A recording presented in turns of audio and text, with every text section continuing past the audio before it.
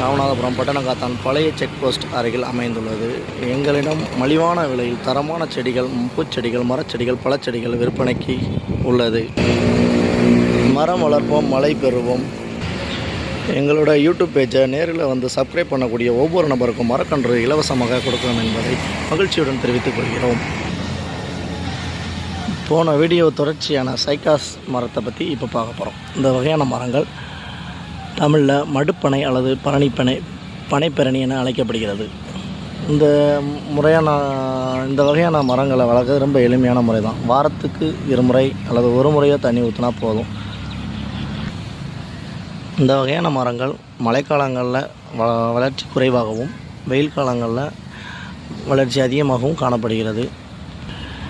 இந்த வகையான மரங்களில் இலைகளில் ஒரு வகையான விஷத்தன்மை இருப்பதால் ஆடு மாடுகள் சாப்பிட்றதில்லைன்னு சொல்கிறாங்க.